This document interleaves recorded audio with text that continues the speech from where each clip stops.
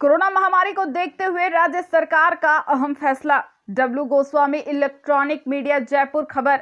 जयपुर से प्रदेश में कोरोना के तेजी से बढ़ते संक्रमण को देखते हुए निर्देशों के बाद गृह विभाग ने 3 मई से 17 मई 2021 तक महामारी रेड अलर्ट जन अनुशासन पखवाड़ा घोषित किया है।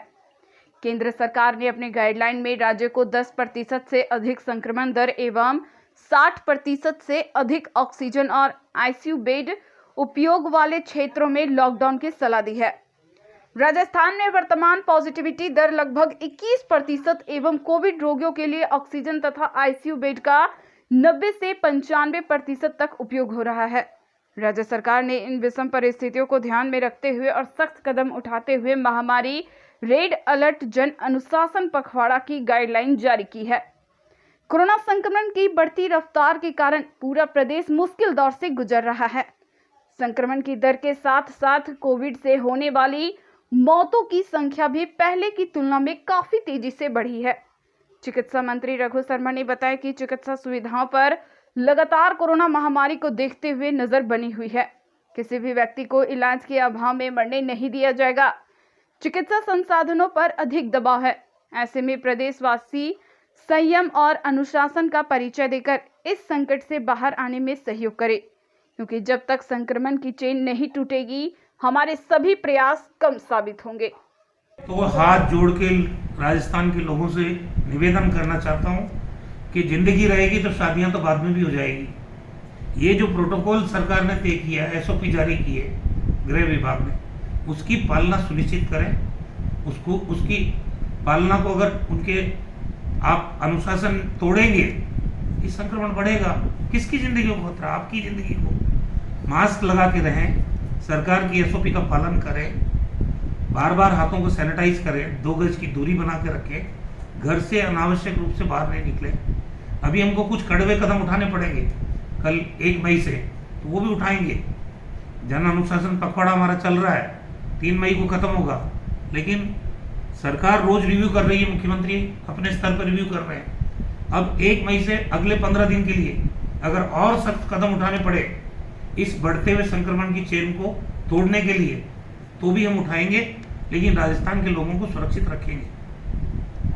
कर रहे हैं ग्लोबल टेंडर, ऑक्सीजन कंसेंट्रेटर होते हैं, मशीन, छोटी मशीन होती है, वो हम ढूंढ रहे हैं। तो आप शॉर्ट में समझ लीजिए कि हमारी तरफ से कोई कमी रख नहीं रहे हैं, और जनता के सहयोग के बगैर हम लोग कुछ भी नहीं कर पाएंगे। ये मैं आपको बार बार कह रहा हूं। ये अच्छी जो मिली 18 साल वाली, ये सिर्फ 3-3.5 लाख की अभी आई है, वैक्सीन आई है।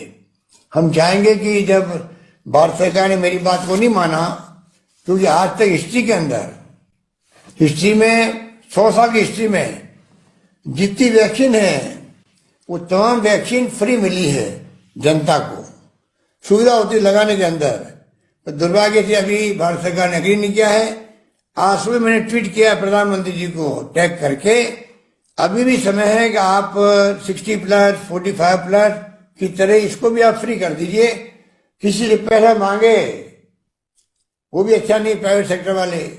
हम चाहते हैं वैक्सीन फ्री होती है। आज तक 8-10 तरह के मैंने वैक्सीन का नाम लिखा उसके अंदर, मेरे ट्वीट के अंदर, कि मैंने कहा कि आप जो ना आज तक वैक्सीन फ्री हुई है, इसको वैक्सीन फ्री करो। ये तो उनसे बड़ी महामारी हमारे लिए हो गई। तुमने सुना ही है स्पेनिश फ्लू के बारे में, जहाँ करोड़ों लोग मारे गए थे।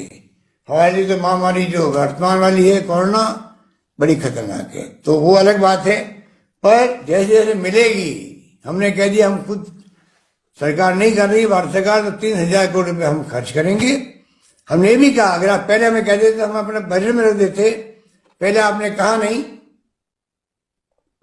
आपने 35,000 करोड़ रुपए रखा अपने बजट में, तो हमने देखा फ्री देंगे। अब आपने कहा तो हमें अपना बजट डिस्टर्ब करना पड़ रहा है, तो हम लोग इसका रास्ता निकालेंगे।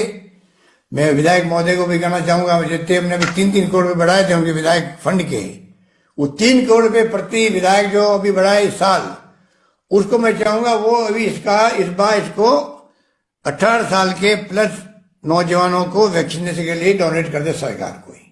तो हम लोग इस प्रकार से और बढ़ाएंगे। जो एक फंड होता है डिस्ट्रिक्ट मिनरल फंड होता है माइनिंग का, उसमें से पैसा कुछ लेंगे हम लोग। 3,000 करोड़ का जुगाड़ करके हम चाहेंगे कि पूरी तरह वैक्सीनेशन 18 प्लस नौजवानों का भी, जिनकी ज्यादा मृत्यु हो रही है, जिनकी ज्यादा संख्या में आ रहे हैं, उन सब का जीवन बचे, उनके लिए हम क्या सेवा कर सकते हैं उसमें लगेंगे। तो पैसे की कमी नहीं आएगी, कम पड़ेगा तो हम और अपने बजट में देंगे, कुछ भी करेंगे, कुछ काम और कम करेंगे, पर सबको वैक्सीन लगाएंगे। आप लोग जैसे जैसे आपको इतना मिले आप आते जाए, तो भीड़ इकट्ठी करने की जरूरत नहीं है, वैक्सीन जितनी आएगी उतनी लगा पाएंगे।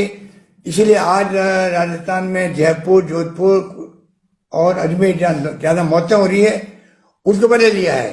कल परसों में 10-12 जिले और जुड़ जाएंगे। इस प्रकार से राजस्थान पर मतलब जोड़ करके हम चाहेंगे सबका वैक्सीनेशन हम आगे हैं। आपको जानकर खुशी होगी, पहले फेज जो 60 प्लस 45 प्लस के अंदर भी देश में नंबर 1 राजस्थान है, जो भी आपको स्वास्थ्य मंत्री ने बताया। तो राजस्थान में 5,81,000 पर डे वैक्सीन किसी ने नहीं करी, हमने करी है। फिर भी वैक्सीन की कमी पहले भी रही है, जब भारत सरकार आती तब भी रही है। अब तो हम लोग निर्भर हैं कि कंपनी की मर्जी पर है कितनी वैक्सीन वो हमें देता है, खरीदते हम खरीदेंगे। तो हम चाहेंगे कि कोशिश करके ज्यादा से ज्यादा खरीदें और लगाएं लोगों को। अंत में मैं कहना चाहूंगा, वैक्सीन सुरक्षित है नंबर 1।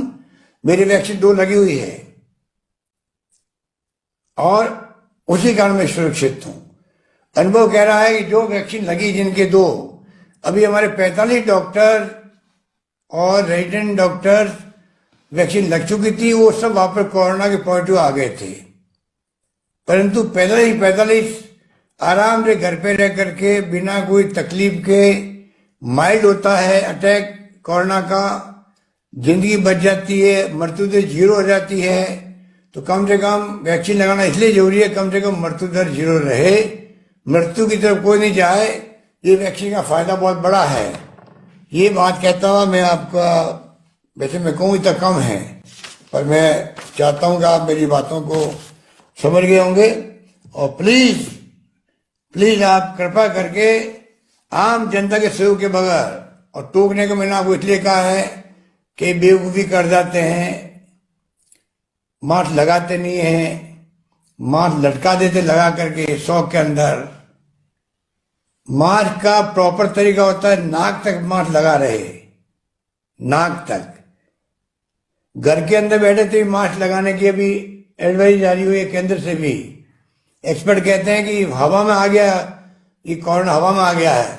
घर के अंदर हो तब भी आपको ये मास्क लगाना है। डबल मास्क की बात हमें लग गई है, अब आपके ऊपर है। मैं भी मीटिंग बैठता हूँ तो बिना मास्क बैठता हूँ। मुझे कई लोग कहते हैं कि आप मास्क क्यों लगाते? मैं तो अभी मीटिंग बैठा हूँ, अकेला बैठा हूँ। पर कहने का मतलब है घर में हवा में मास्क लगाना जरूरी है। और मैं भी जल गया हूँ, हो सकता है उनका जिला हूँ, तो कृपा करके ये मास्क लगाना बहुत जरूरी हो गया है। डबल मास्क लगा तो और भी अच्छा है, आप पूरी तरह सुरक्षित रहोगे। एक बार कोरोना होने के बाद में लंग्स में पहुंचता है जल्दी, आजकल 3-4 दिन में।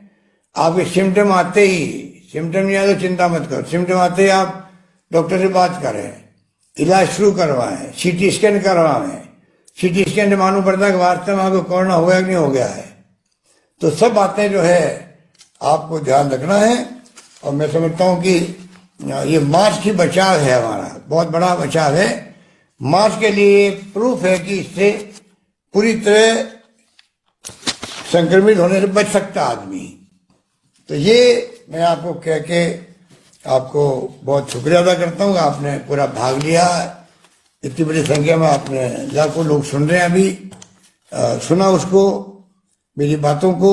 मैं उम्मीद करता हूँ कि आप उस पर पूरा अमल करेंगे। और जैसे मैंने कहा आपको कि ये जो तैयारी हमने सब कर रखी है, आप निश्चित है सरकार की तरफ से कोई कमी नहीं आएगी। पर संख्या बढ़ेगी तो आप सोच सकते हो कि सरकार चाहते हुए कुछ नहीं कर पाएगी।